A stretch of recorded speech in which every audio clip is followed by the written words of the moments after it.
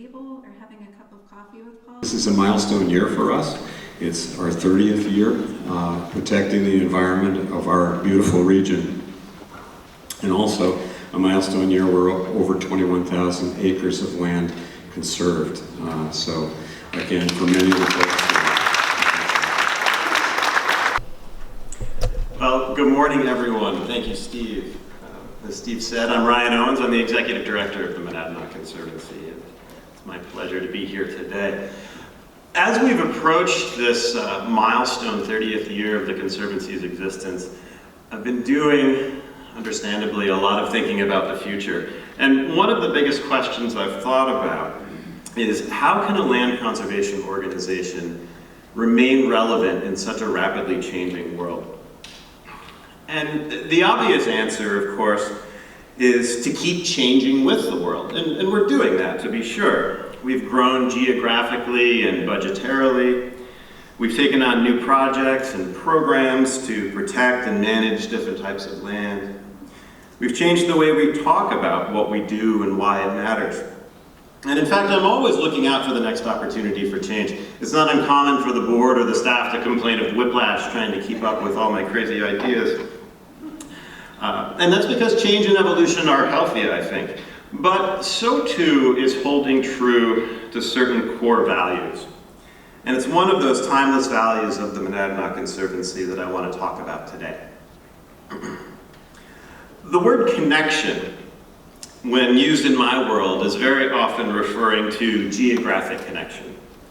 The most basic principle of landscape conservation is to keep natural systems functionally intact, connected.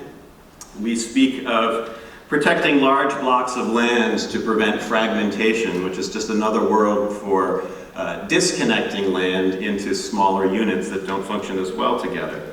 We speak of linking wildlife corridors by stitching together patches of conserved land across the landscape. And this kind of connection is especially important as the climate changes and ecosystems need to move, often northward or uphill, to follow the ideal conditions to which they've adapted over the millennia. Ecological connection is, to borrow a scientific term, wicked important. And it's certainly a high priority of ours when we're selecting conservation projects. But today it's actually human connection that I want to talk about.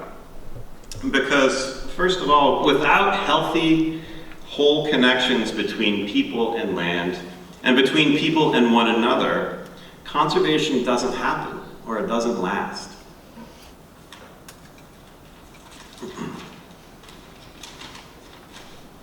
Ever since our founding, now 30 years ago, our priority has been conserving the places to which families and neighborhoods and communities are most deeply connected. And we've always appreciated, with respect and some humility, that people can relate to land in different ways, and that's okay. Some may do it with binoculars around their necks, and others may do it with a rod or a gun over their shoulder. Some in their hiking boots, and some maybe astride a machine. Some go into nature to marvel at wildness, and some may go to harvest crops or timber for their livelihood. What matters is that they all care, even if their stories are different. So how will we remain relevant in such a changing world?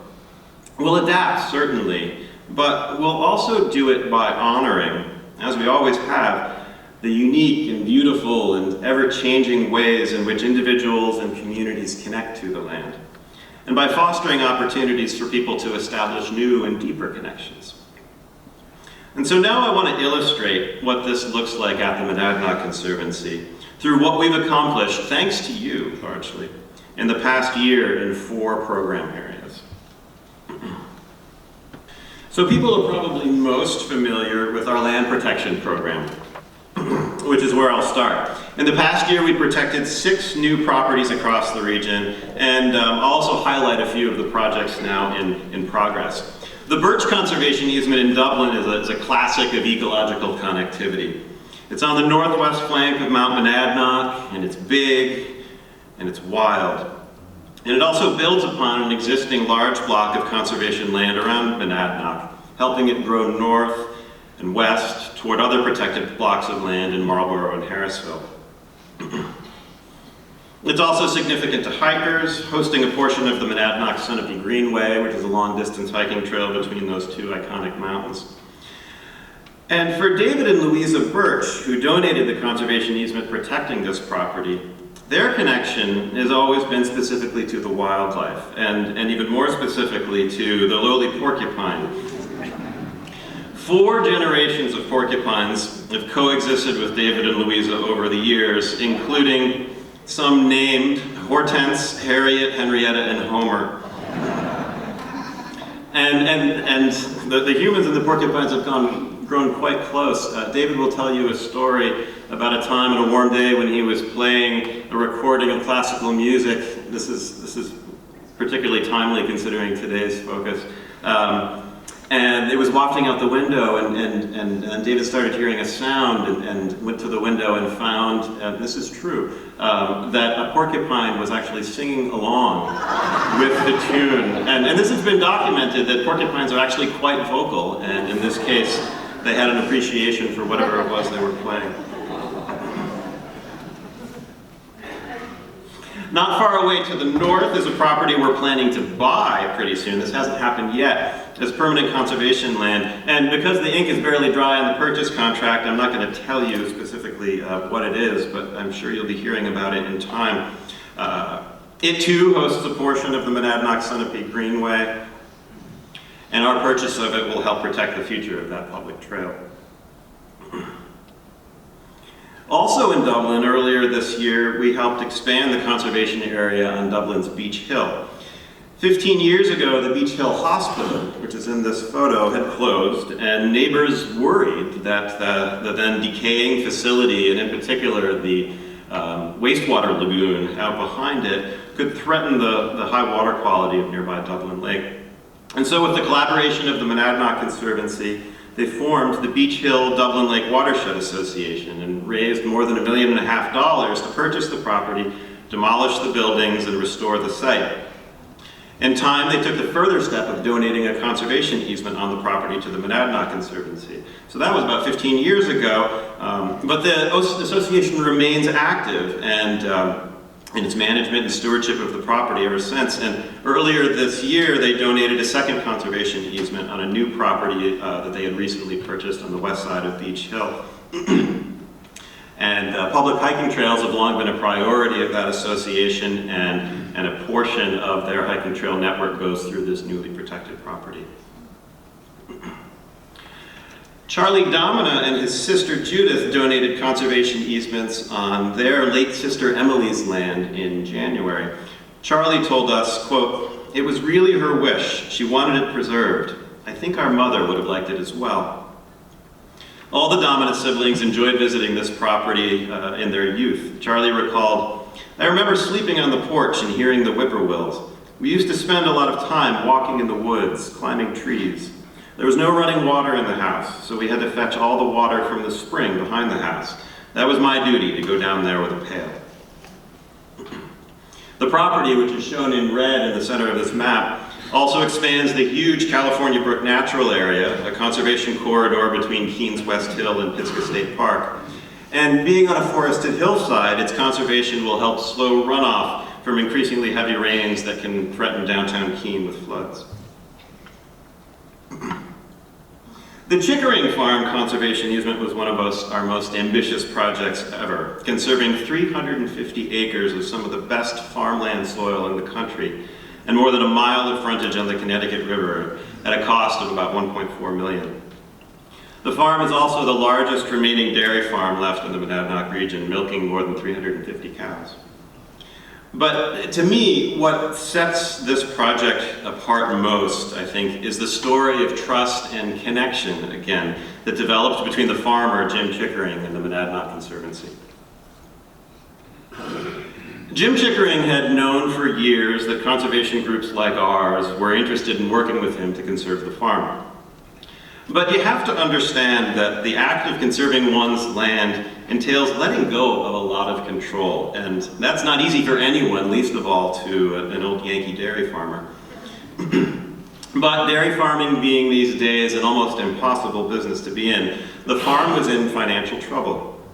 And Jim all along could have sold his herd and sold the land and had a pretty comfortable retirement, but he loved that farm too much. And at the same time, he had developed a relationship of trust with Stacy Sabula, now our deputy director, and at the time the project manager for that project. And in time, we had struck a deal with Jim to buy a conservation easement at its fair market value. And normally at this point, we would have put a few $1,000s down in a deposit to be held in escrow, and all the parties would sit and wait patiently for the paperwork to be finalized and the project to close. But the other thing you have to understand is that the bureaucracy of the government funding programs that generously but slowly pay for these kinds of projects can be painfully slow. And when a farmer decides to sell a conservation easement, it's probably because he needed the cash yesterday. So a small refundable deposit and a year of waiting were not going to work in this case. So we didn't put down a few thousand. We put down $250,000. And we didn't stick it in escrow because that money was needed to pay for debts. Instead, we made it non-refundable, but it was secured by land that would become ours if Jim failed to follow through with the sale of the conservation easement to us. Time passed, months, and we waited for the feds to approve everything and let us close. And we waited some more. Jim was, during this time, incredibly patient. He would send apple pies and jugs of maple syrup to Stacy as gifts. But eventually he couldn't wait any longer, so we put down another $50,000 and waited some more. Then Jim got sick, hospital sick, for a time intensive care unit sick. We needed to close and fast. And it looked like we would near the end of 2018. But if you remember, at the end of 2018, something unfortunate happened. There was a government shutdown, and our progress in getting our money slowed to a halt. We had no idea how long it would take for the government to reopen. So we did something we'd never done before. We took out a loan in order to close, which we did in the hospital, hoping that the government would reopen soon and reimburse us, allowing us to pay off the loan. And it did. It all worked out. The gamble paid off, and Jim is in stable health now. We'll be happy to know.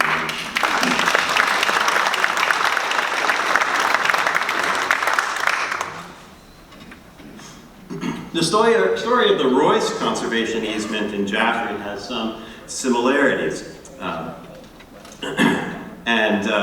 When you're helping, you have to understand that when you're helping families make some of the biggest decisions of their lives over their most valuable asset, their land, it's not hard to get swept into some of the family dramas. We've laughed with families, and some of us have cried with them too. The Royce family knew that their father, Billy, would have wanted to protect that land with a conservation easement, but he died before he got the chance. And then not long afterward, Billy's widow, Judith, needed increasing care in her advanced age, and the family was faced with the very difficult decision or prospect of needing to sell the land to pay for Judith's medical care. But conservation offered a solution. Fortunately, with its long frontage on Mountain Brook Reservoir and proximity to other conservation land, the Royce property was a conservation priority for us, and we were willing to raise the funds needed to buy a conservation easement from the Royce family, which would pay for Judith's care, would honor Billy's wish, and would conserve the property forever. Like the Chickering project, federal delays slowed progress, and so again, we made a big deposit down secured by land, allowing the Royces to hold out until we could close. And I guess the point of these two particular stories is that big deposits and loans were pretty new and pretty risky endeavors for us. But we believed that they were the right thing to do if we were going to be able to work with landowners who desperately wanted to conserve their land, but perhaps didn't have the luxury of time and money to wait it all out. Not far away is the Burst property, where we hope soon to announce the completion of a new conservation easement before too long. This one is also being held up in bureaucratic limbo, but in this case it's with the state of New Hampshire, not with the federal government, but we're hopeful it'll clear up soon. When complete, the combination of the Royce and Burst conservation easements with our Mountain Brook Reservoir property in between will comprise a nearly 400-acre block of conservation land spanning the Jaffrey Ridge border. The Gravesfield Conservation Easement, which we purchased in March, is the second phase of conserving Walpole's Great Brick Farm. The Graves family runs deep in Walpole history, and Great Brick Farm is now being farmed by the 9th generation of the Graves family to be there.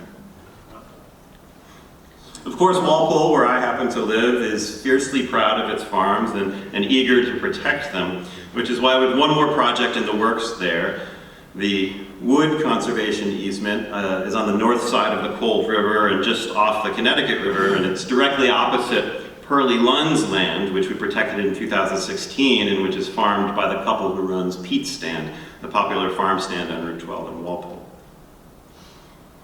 And then finally, we continue to work toward our purchase of 106 acres on Peterborough's Cunningham Pond. And it's arguable that Cunningham Pond is one of the places to which the people of Peterborough are most connected. It's their former drinking water supply, it's the site of their town beach, and it's their top-ranked conservation priority as reported in their master plan. We've raised more than $1.1 million toward our $1.5 million goal, including a pledge of $250,000 from the town's Conservation Capital Reserve Fund, its largest commitment ever for a conservation acquisition by far. We still need to raise $350,000 or so by the end of the year, and in part because our purchase contract says we have to, but the other reason is that just next week, crews from the Student Conservation Association will begin work under our direction building a new planned trail network across the property. Our primary goal in purchasing the property are preservation of water quality in the pond, the protection of the long scenic gateway into Peterborough along Route 101, and most importantly, the provision of newly open public recreational access to this stunning property. Shifting gears away from the land protection program, I want to speak about a program that people may not be as familiar with, and that's our youth program, Kids Connect, which just wrapped up its 4th summer. This is a program that meets weekly in the summer for about 2 afternoons a week, and it is totally free of charge, including busing from Keene for all the kids and families participating.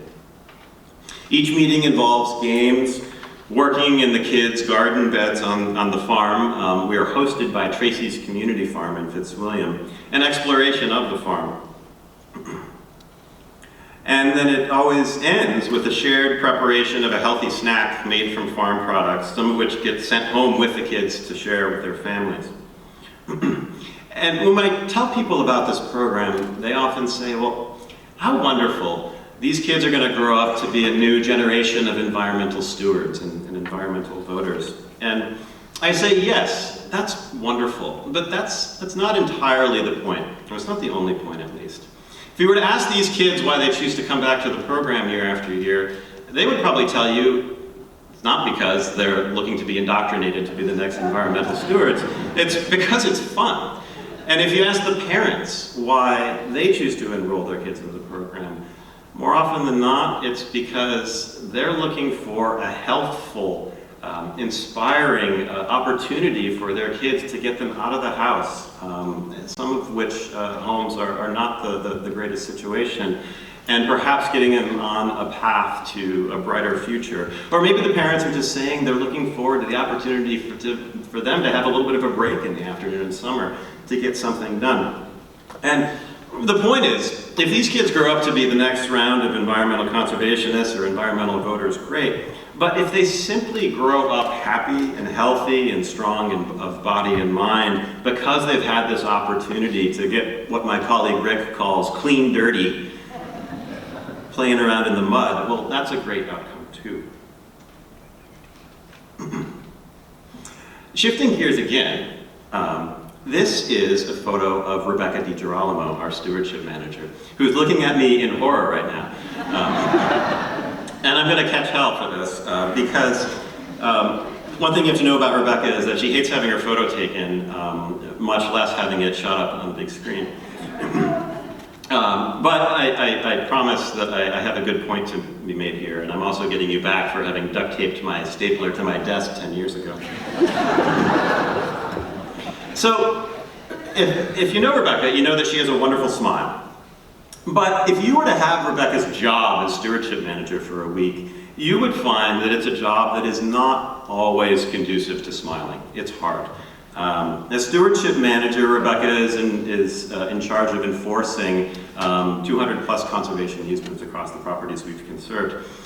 She's in effect the police officer for the Monadnock Conservancy, and it's hard work. You might think that that's actually sort of a dramatic or heroic job of stopping the polluters and getting the bad guys, but it tends to not be what actually happens. Often it's needing to slap people on the wrist for doing something that's frankly a perfectly innocent mistake, or needing to say no to a request that actually could seem quite reasonable, but the conservation easement that was written 20 years ago inadvertently precluded that particular use. It's hard to do that day after day. But fortunately, Rebecca knows that conservation is and has to be about more than saying no all the time. It also has to be about saying yes, and about empowering people to try new things on their land. Not necessarily because they're required to, but simply because they can, or perhaps because they can amplify the value of that property to wildlife, or to water quality, or to rare plant species, or to all of us. And it turns out that Rebecca is really good at this. And it makes her smile. In this instance of this photo, she had just connected with landowner Beth Royce as they walked to the Royce property. And they had found that they both hate having their picture taken because it's really hard to fake a smile without squinting. But Beth, who had made this connection, knew a foolproof way, and she taught Rebecca how to smile through a photo, and they took pictures of one another. And they came back to the office, and if you're lucky, maybe after the event, Rebecca will tell you the secret. But she's really good at making these connections with these landowners. And she does it by learning their hopes and dreams for their land, and then helping them make those hopes and dreams a reality. She might help them connect with a forester to do a new management plan, which could help them restore wildlife habitat or produce their own firewood.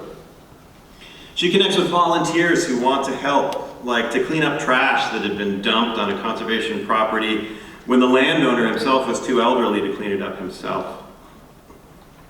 And she does it by helping new landowners, maybe people who have never had more than a lawn to mow before, discover now what they have in their hundreds of acres and what makes it special and what they can do to help keep it that way. And she does it by helping landowners who may already have been there for a long time connect even more deeply with their land. This is Charles Butterfield, and Charles had been on his land in Hins Hill for a long time, and his wife Nancy, but there was one remote corner of his property that he had never made it to, so high up on the hill and steep and inaccessible, and Charles was not as sure of foot as he used to be, but Rebecca helped him find that corner, which was just kind of a life's triumph. And you can see the joy in his face for having found this old monument. And that allowed Charles and his wife Nancy to then sell their property as they were downsizing and move to Hillside Village here in Keene. And now the next generation of owners of that property are discovering it with Rebecca's guidance, and they too love it and are going to take care of it. And so finally, I want to tell you a little bit about some of the things we're doing with the land that we own to facilitate greater connection with the general public. At our Mountain Brook Reservoir and property, which was generously donated to us by Herb and Colette Graham, we've built a new trailhead and a parking area, providing access to the beautiful shoreline trail that the Grahams had built and maintained over the years. The Gramwick Trail, named for the Grahams and their late friend Tom Sedgwick, was dedicated and opened earlier this year. And a new interpretive kiosk tells you the story of the place and helps ensure you have a fun and safe experience on the trail. And in Fitzwilliam, in partnership with the Town Conservation Commission, the state, and the Monadnock Snowmoles Snowmobile Club, we're working this fall to open a new public access to the Chamberlain Conservation Area on Sip Pond. In fact, providing the only publicly accessible shoreline on all of Sip Pond. A new trailhead and parking area on Old Turnpike Road is being built, and bridges in the trail on the old Cheshire rail line are being restored to provide access to a new peninsula trail, where ice once harvested from the pond was once loaded onto rail cars for shipping to Boston. The trail leads to this beautiful spot overlooking the pond with views to Mount Monadnock, and it's the perfect place for an easy hike or a picnic. And the last image I want to show is sharing with you a very new collaborative project that we've undertaken. And I just received clearance to speak about this back on Thursday. We are working in Winchester with the Winchester Learning Center, a United Way funded early childhood preschool that serves families in Winchester. And a few years ago, I came to know the executive director there, Roberta Royce, and it turned out that her dream has always been to have a nature park as part of her school's program, so that kids, in addition to being indoors in this school, could get outside and could climb on logs and could learn about nature and get dirty in a very healthful way. And it turned out the school owned 3.5 acres right nearby, just on the edge of their property and on the edge of downtown Winchester, where they could do this. But being a preschool, they didn't have necessarily the skill set to fundraise for this kind of project, or do a design, or manage a trail crew to build that. But it turned out we did. And a natural partnership emerged in which we have helped them raise nearly the entirety of the budget for this project. And next year, we will be overseeing a Student Conservation Association trail crew to build out this nature park to benefit both the school and the community of Winchester, which is seeking to reinvent its downtown area. And this will make a really wonderful, welcoming entrance to Winchester from the north.